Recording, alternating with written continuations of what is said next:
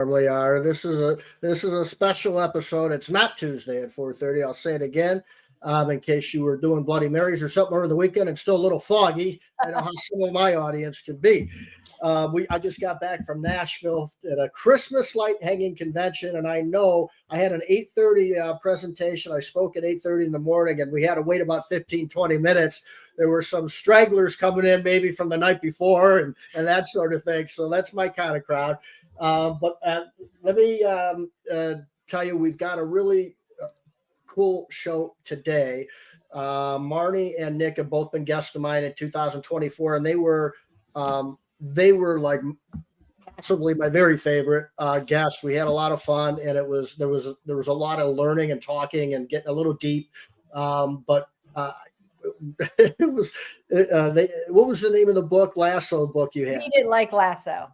Lead it, yeah. Okay, so that was obviously fun. How can't that be fun? But we got a new book out. We're going to get into that in a minute, and I'll be honest with you.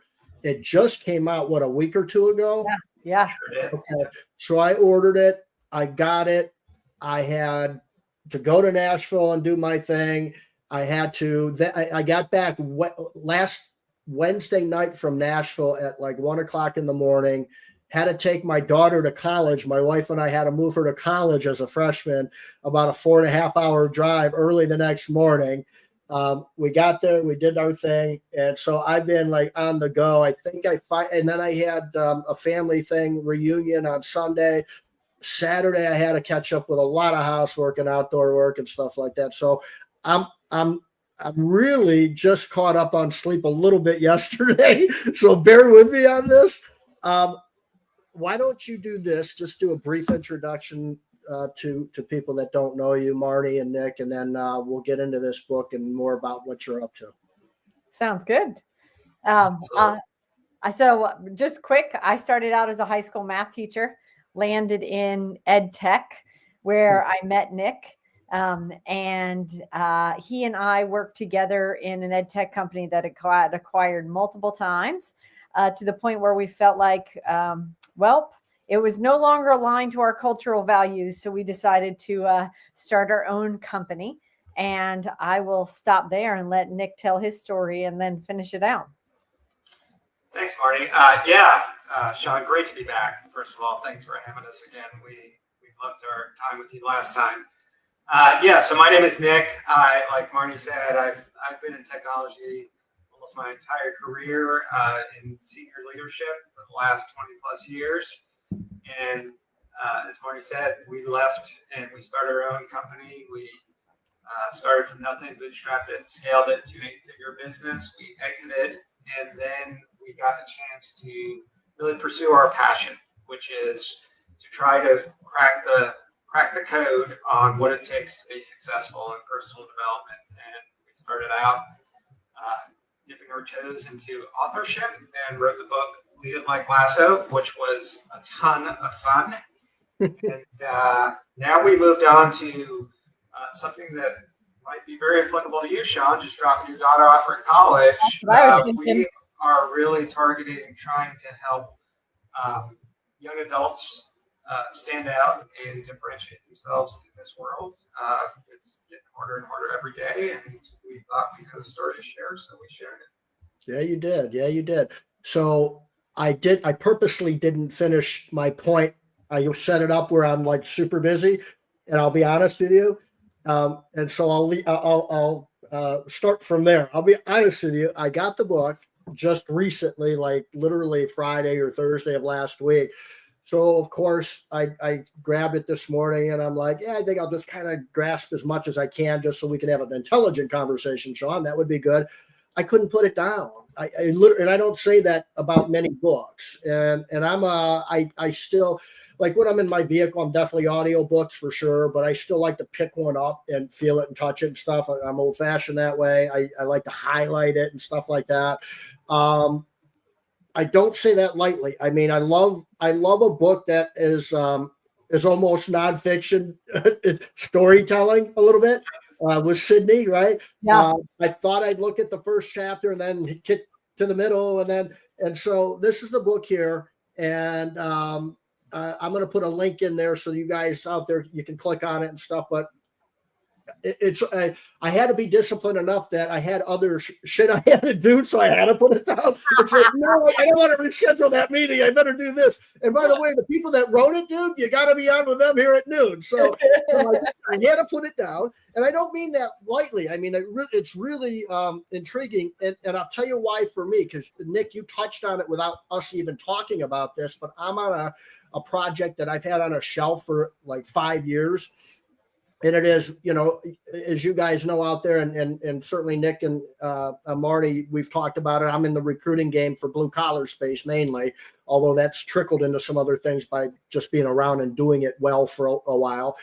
But my heart is in blue collar type of industries. So we've got a client, a business owner, and we've also got another client, I've always said, and that's a candidate looking for a job with this type of business owner.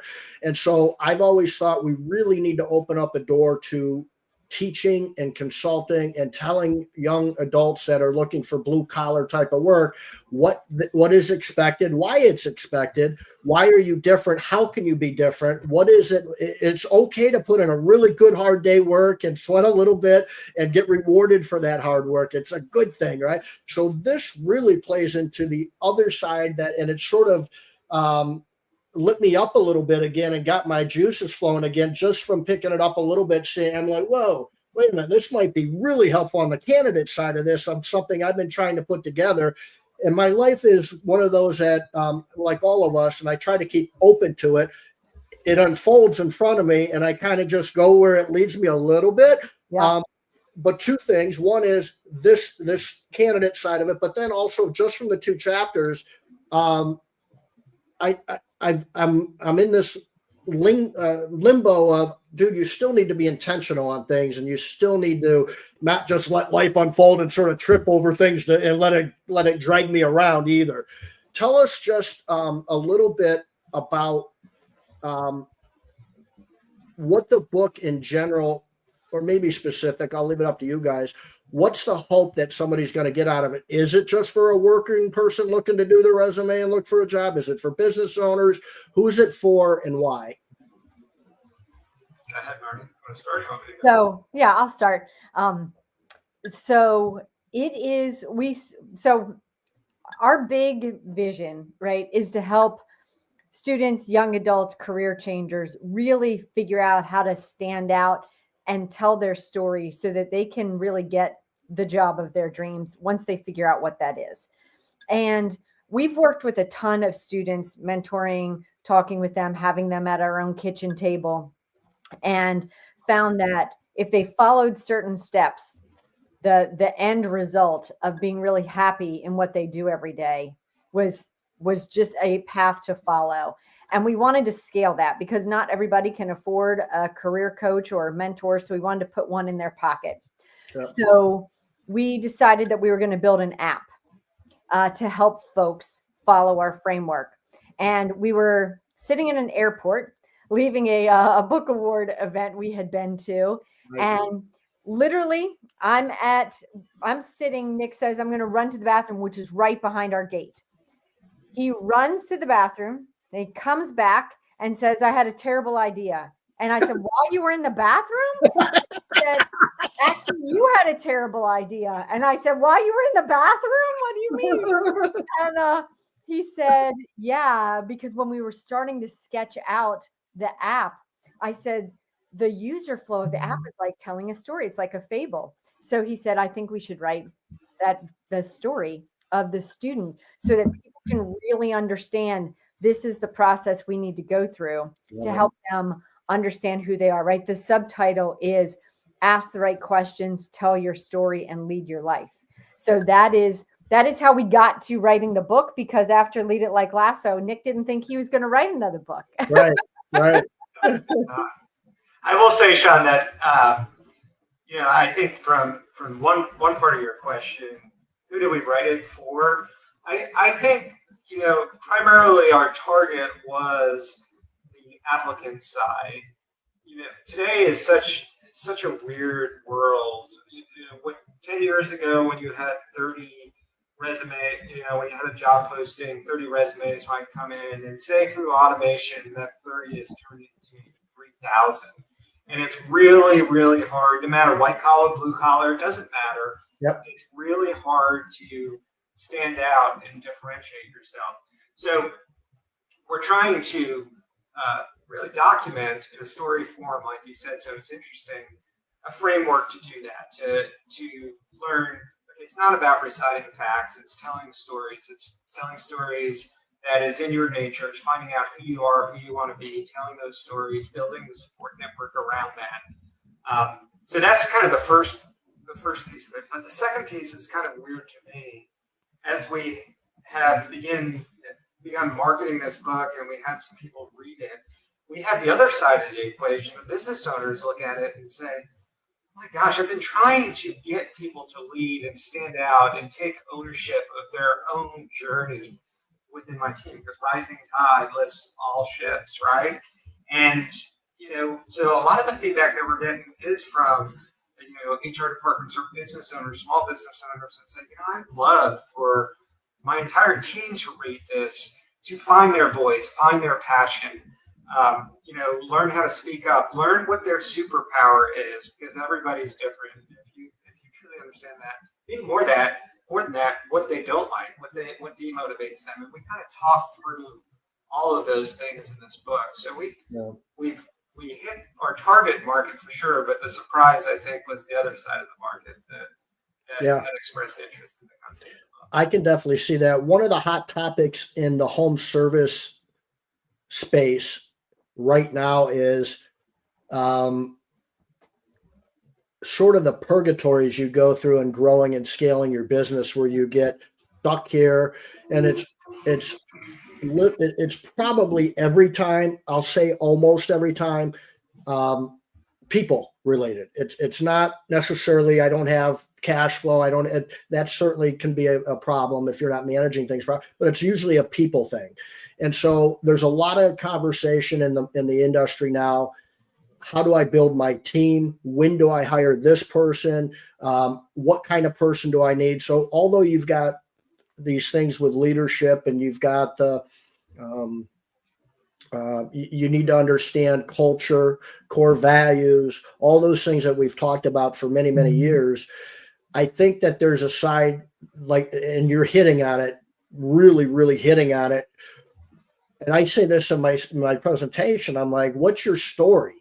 We can read all these things. We can talk about leadership, which are all important things.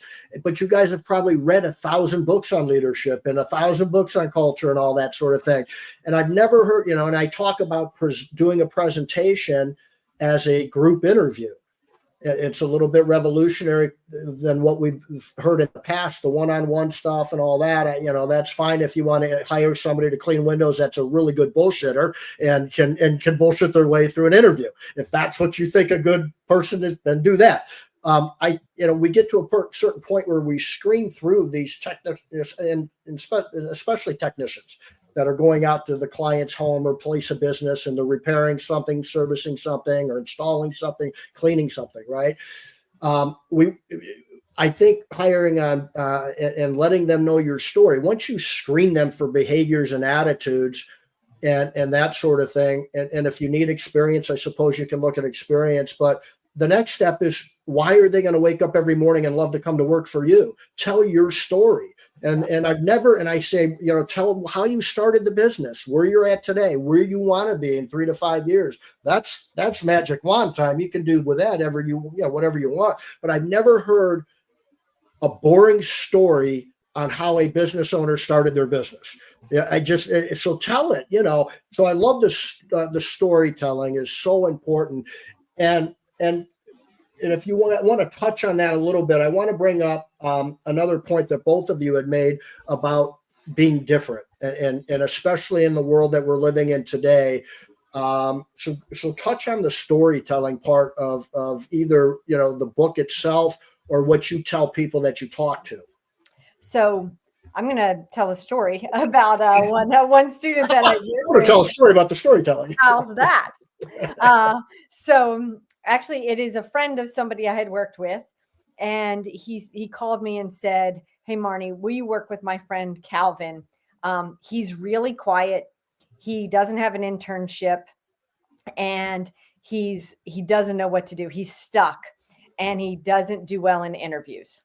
So I hop on a call with Calvin and I said, what feedback have you gotten in interviews, Calvin? And he said, they tell me that I'm all over the place, that I just don't know how to answer. He said, and the problem is that when they start and they say, Calvin, tell me about yourself, he's like, I have no idea what to do. I don't know where to go from there. And so many kids, especially, will just start reciting their resume. Like, well, in 6th grade, I started on, and in 7th grade, right? And they've got your resume sitting in front of them. And nobody really wants a rehashing of all the facts that they've already read.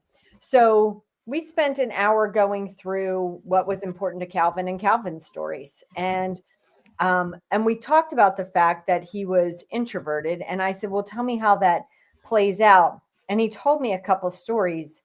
And I said, okay, so however you take notes, are you a pencil paper guy? Are you a digital guy? He's like, I'm a pencil paper guy in an automated world. I said, well, I think this is your superpower, right? This introverted looking back on things. So we met one other time as he framed, I said, I want you to frame 3 stories around your strengths and your experiences that'll cover all of these ideas for an interview and come back and tell me next week. And he did. And then the next day he interviewed for 2 different jobs and got both of them. Nice. Because he could tell his story. Yeah. And when we wrote the book, I gave him an advance copy. He said, I'm giving this to my brother because he's about to write essays for college and he needs to learn how to tell his story. So in the world of storytelling, it's figuring out who you are so that you can frame your experiences so they make sense. I mean, I started out as a high school math teacher. I owned a knitting shop. I was an assistant principal at a high school. I did customer success for an IT company. For an ed tech company. And then Nick and I started an IT company together, right? So it sounds like I just can't hold a job. But in fact, right. If you pull that together and I tell you that I'm a teacher at heart and want to help people become their best versions, all of that starts to make sense. Yep. So, and it doesn't just help with the interview process, the procurement of the individual. In Calvin's case, in my case, it helps with networking events, right?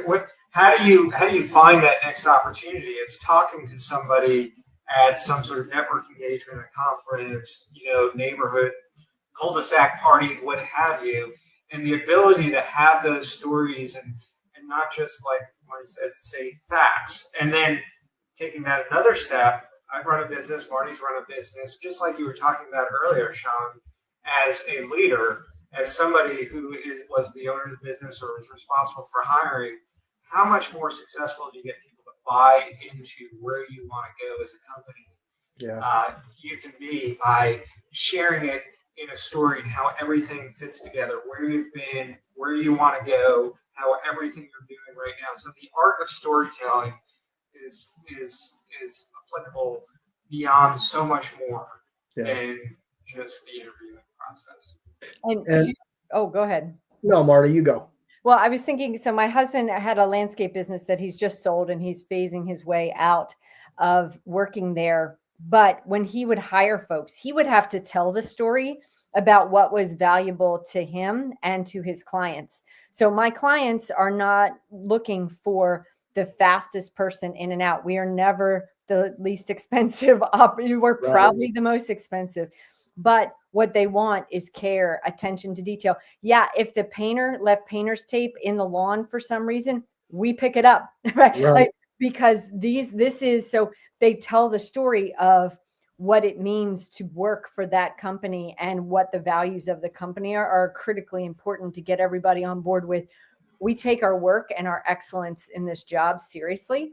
And if that's for you, we're going to work hard. You'll get paid well for it. And, this is the way it's going to be. Yeah. I love the what's for you. If this is for you and you relate to this, if not, that's okay. It just isn't, we're not the right fit. Right. And I love that. And it's interesting to hear you both touch on the storytelling. When we tell stories about ourselves, or when we talk about ourselves, or when we identify with who we are, we often do that. We often say we can relate to our car. Well, I'm a guy that, I drive a Corvette, and I worked here, and my favorite thing was that, and we relate a lot of material things and a lot of things that we think are us or what we relate to in our personal lives, and not always just material, but just I'm a big family guy. I don't know who comes in and says, I hate my family. I'm not a family guy.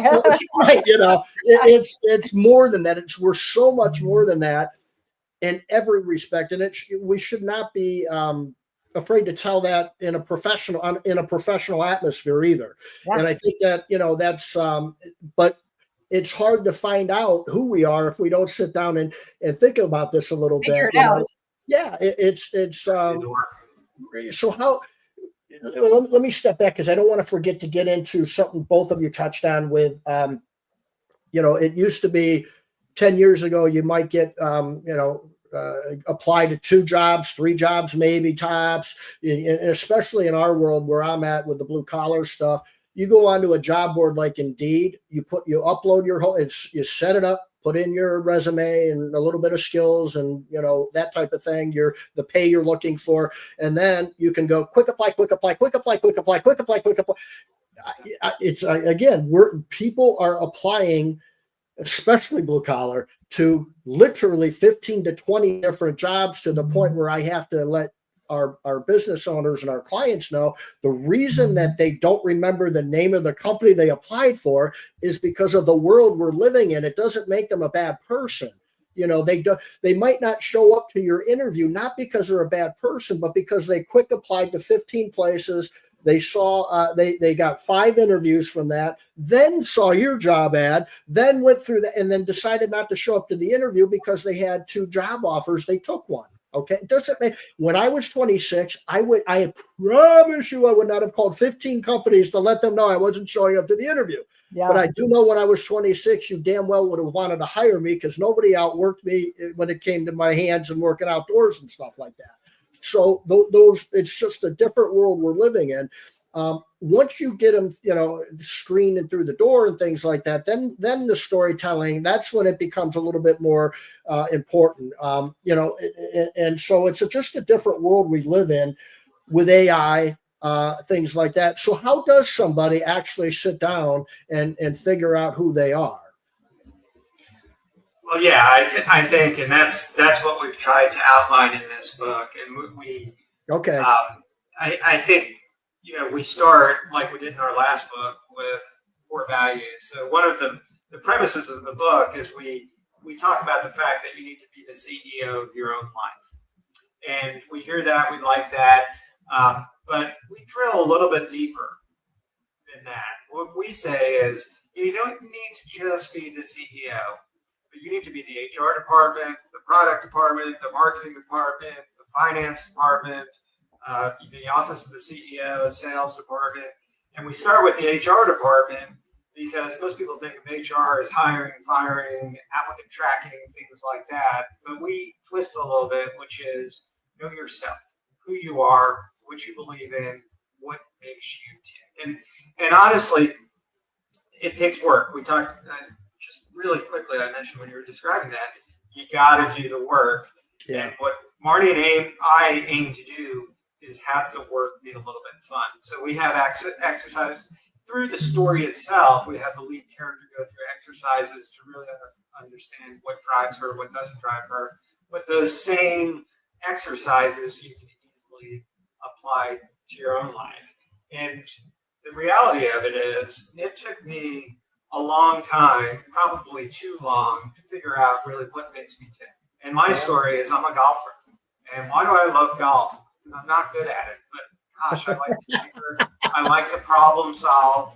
I like to try new things here and there. And I wondered why I like computer programming when I first entered the job market. It's because I'm a problem solver. I like to tinker. Why did I start new businesses? Because I'm a problem solver. So you have to do that type of reflection to really nail down, funnel in on what makes you tick. We all have superpowers. Yep. We all do. And we all have those things that make us tick, and we all have those things that demotivate us as well. And sometimes that just is powerful to understand. Yeah. What do I really not like to do? Because that can help lighten the path for you in terms of what do you want to do, what does make you Very what are your interesting. core values? Yeah, yeah. Do you have you found in doing this in what led up to the book and all the things and the people you've talked to either coach with them or talk them through things or to learn more about the idea behind the book? Did you ever come across somebody that, okay, I'm a this major, or this is what I do, or this is what I aspire to do, and then sit down with them and go through the process of, let's figure out who you are first, and then go, holy crap, I absolutely don't want that now that I sit down and figure out things. Does that happen often, or what's your experience with that? Very often. I'm going to cue up David Stockman, my son, who is an ASE certified mechanic. Yep. Loves, like, he's a very good problem solver. He's very hands-on. But when he got into doing the work, he found that he really did not like the profit structure and the payment structure of many of the car opportunities that he had. In particular, if he saw the bigger problem and the company said, like, Band-Aid it, and he's like, but that's going to go bad, like, that needs to be fixed, and they would just say, nope, they're coming in for this. Yep. He did not love slapping a Band-Aid on when he wanted to solve the whole problem. So we spent a good bit of time thinking about what that meant for him. Yes, he's a problem solver, but he's super customer facing and just wants to help people. So when we looked at opportunities, he found an IT support position in a school system. He said, wait a minute, all I have to do is figure out where the biggest problem is, where the biggest need, and go and fix it. That's it. No profit margin that I have to worry about, right? Nobody's mad at me for that. And he loves it. Today he's back at the first day of school with kids. Nice. And he said, yeah, I'm like a little hero there because everybody's got all these issues and he just gets to solve them. So he is a certified mechanic that is not ever going to work in the mechanic field again because it's a great example end of that didn't work for him. That's a great example. I love that.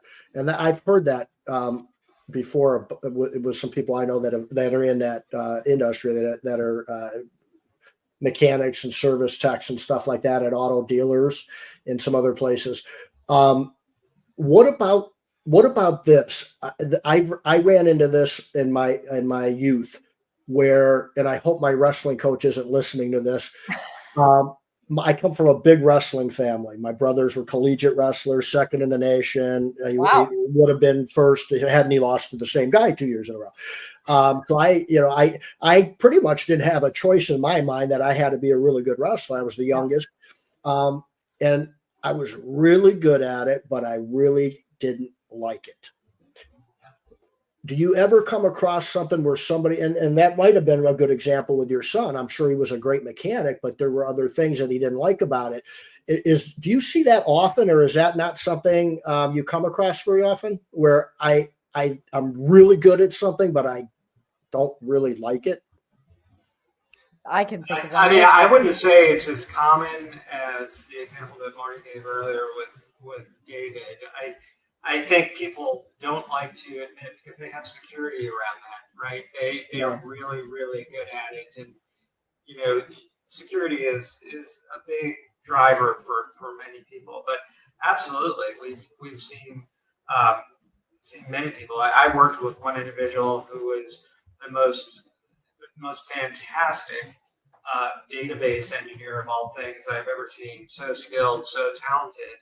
But what he found out was that he was really, really good at telling the stories around the data as opposed to the technology. And he ended up saying, I'm going to move more into a sales role that really is all about talking to the end customer.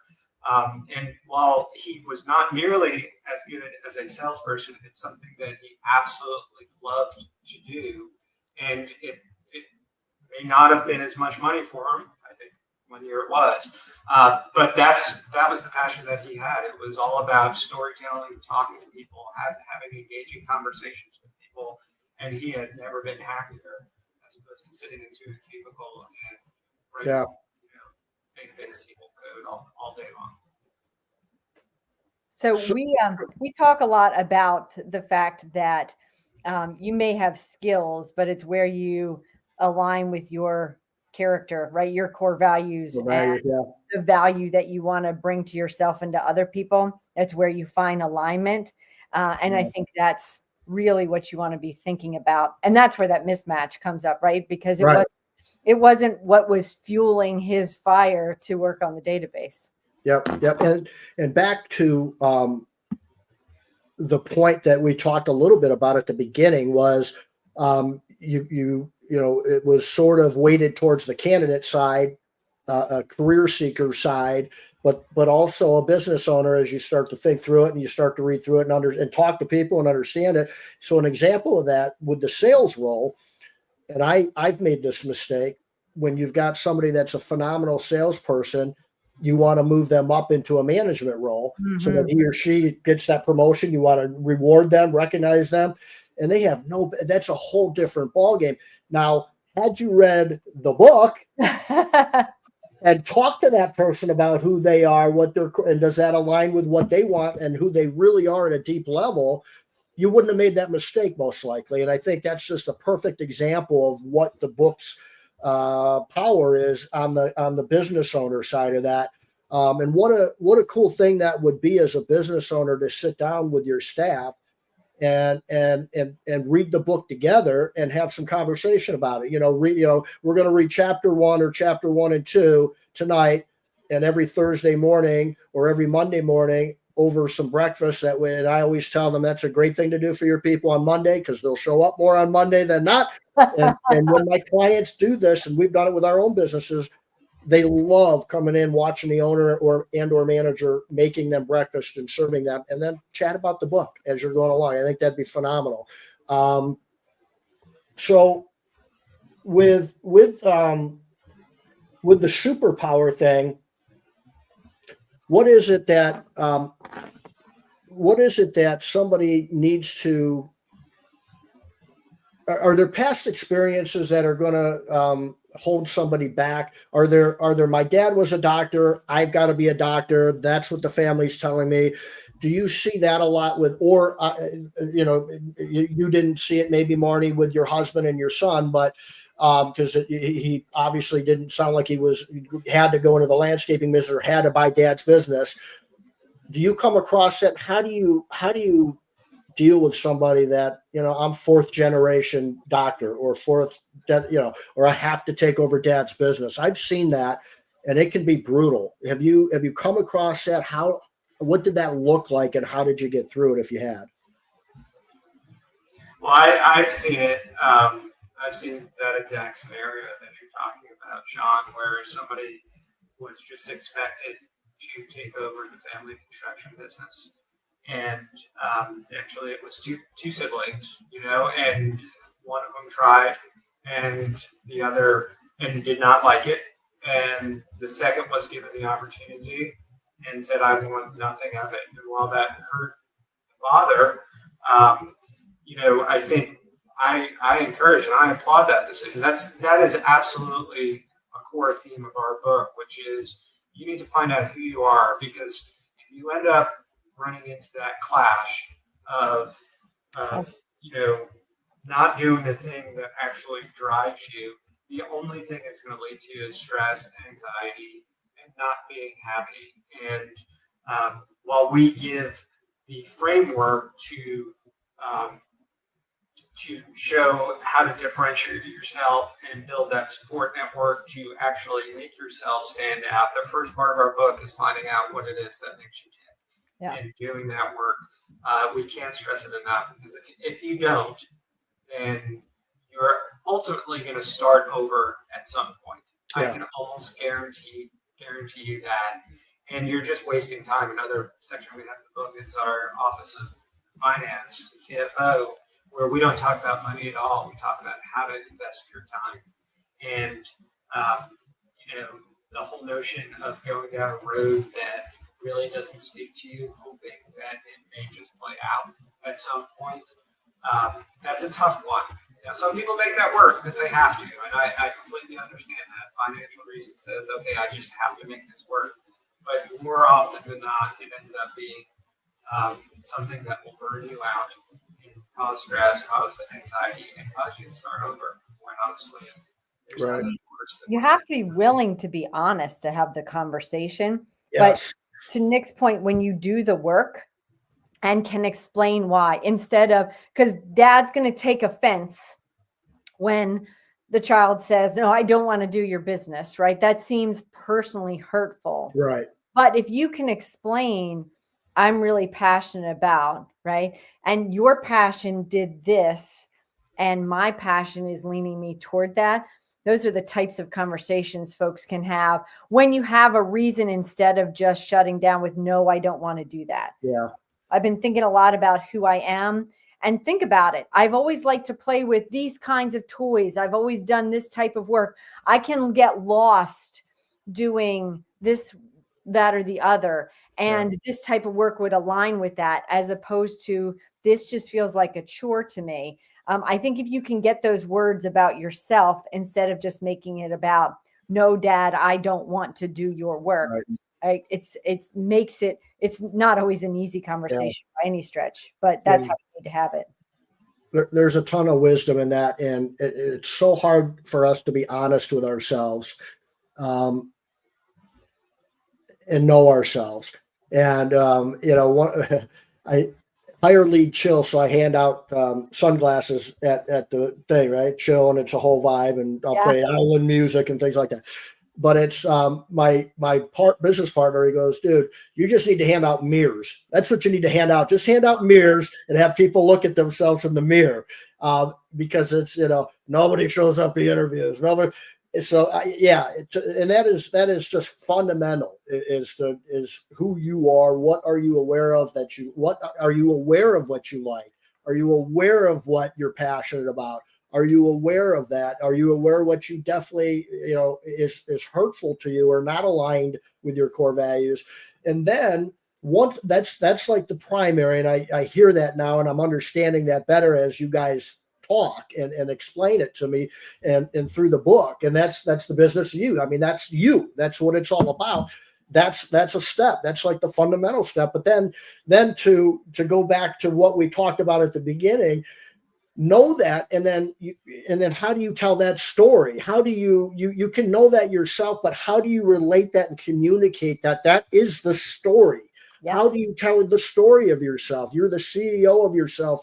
You are business. You are the business, right? How do you tell that story in that situation in different environments, not just on a professional level? Yeah. I think that's just really full of a lot of wisdom, and I'm starting to see how this book makes a lot of sense on a lot of different levels. Tell me a little bit more about maybe some of the best stories you've come across, or the best success stories of people that have gone through. And it doesn't sound to me, and I might be wrong in this, I don't know. Is this sort of like, okay, step one is this, step two is that, do this, and it works for everybody? Is it a step-by-step book? What is it? So as Nick mentioned, people all the time are saying you need to be the CEO of your own life. You need to be the CEO of you, right? And people think of that as being the boss, which means they get to just tell everybody else what to do. That's what they think, right? And those things happen. But we've broken it down into those departments, like you've mentioned.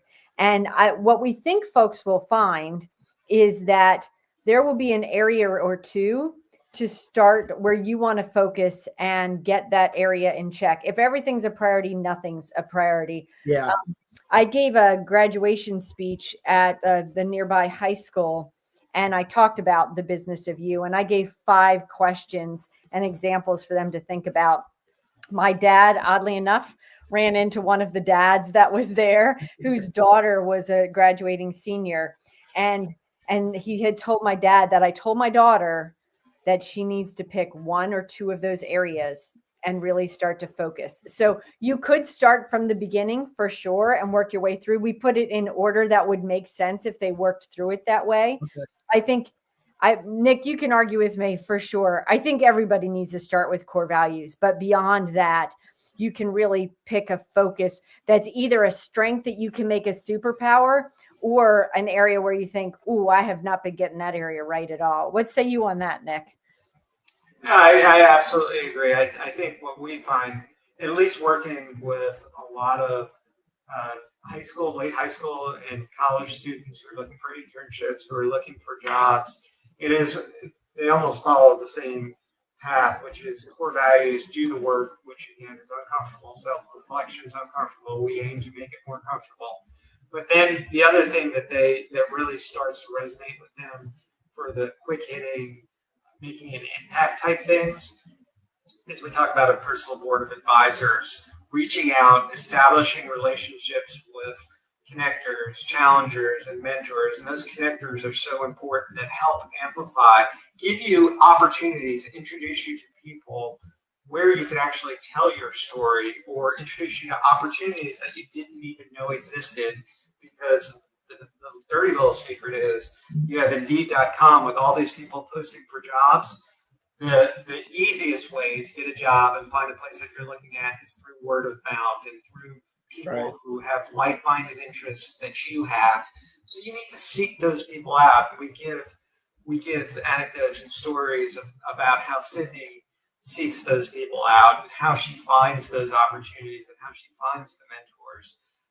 So I think that is an area where we've seen a ton of success in terms of, yes, I now understand who I am because you made me go through the uncomfortable and you gave me kind of the idea that I probably knew I had to do, but let me figure out how to reach out to people, how to meet new people who can amplify my message and get me in front of the right people, and then challenge me to say, okay, are you being honest with yourself, right? So we talk about all those different roles that you want to surround yourself with. Excellent. Excellent.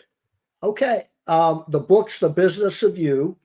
And I highly recommend it. And I'll tell you what's interesting. I'd like to talk to you guys at a different time and get your opinions, if you wouldn't mind, on how I would sort of align the book in the concepts in this book and the idea of understanding who you are and how to seek out your superpower and your career and your strengths and what your core values are. All of those are things I talk about certainly weekly, if not every day, to different business owners and candidates and my own team, my family, my kids, my daughter that's going to college. And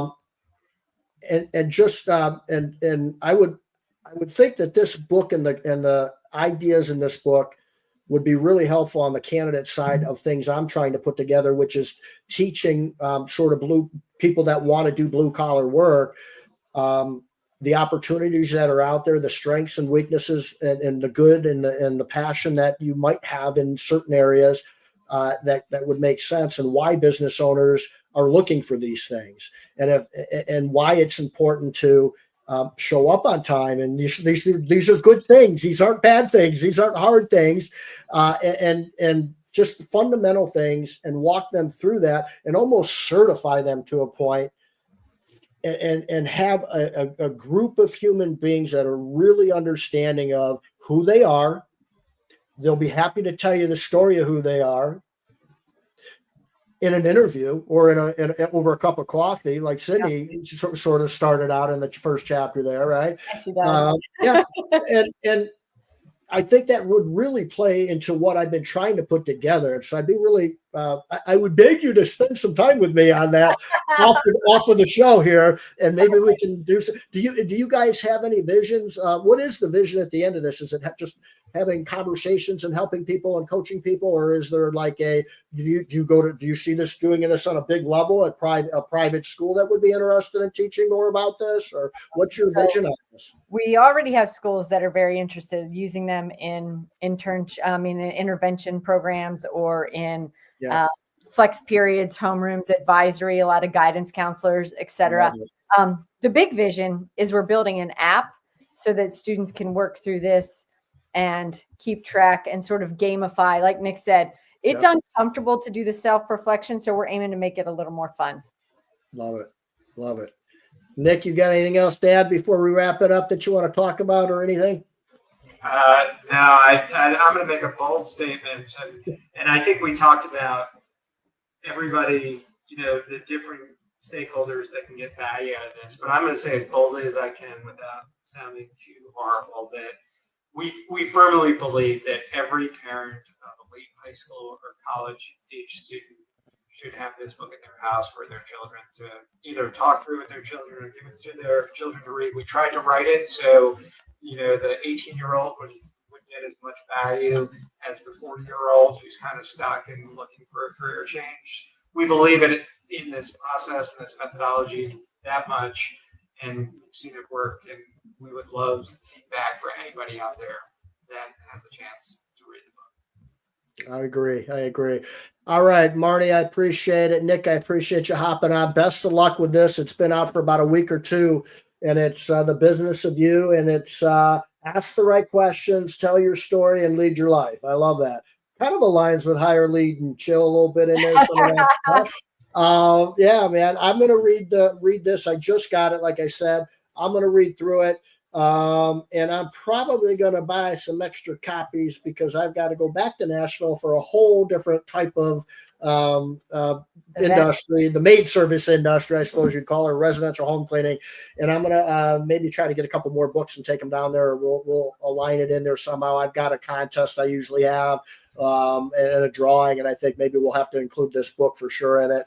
And I just, you guys you're dialed in on things that align with a lot of things that I'm involved with. I just met a gentleman here locally that has kids that may not really be interested in going to college. How do we align them with life and career and that sort of thing? And I'm here to tell you the blue collar, hands-on work, outdoor work especially, isn't going away anytime soon with AI or without AI. Yeah. Right. True. I mean, robotics in 50 years or so, or maybe 20 years, that might be a little bit different story with drones and things, but it's still an industry that I know that there's a lot of young men and a lot of young women that can do very, very, very well financially and also have something they're passionate about and love to do. So this book, I think, would be a really good stepping stone for them to really improve their odds of being whatever they think successful is. So I appreciate the book a great deal, and I appreciate you two coming on. Everybody else out there, I'll be around, not tomorrow, but I'll probably be around Tuesday at 4:30 p.m. or so. Tomorrow I'm on a podcast with Holly Moore on the residential house cleaning stuff, and we'll be talking a little bit more about that later today. Everybody, we'll see you. God bless. Take good care and have a lot of fun out there. Thank you. Thanks, Shawn.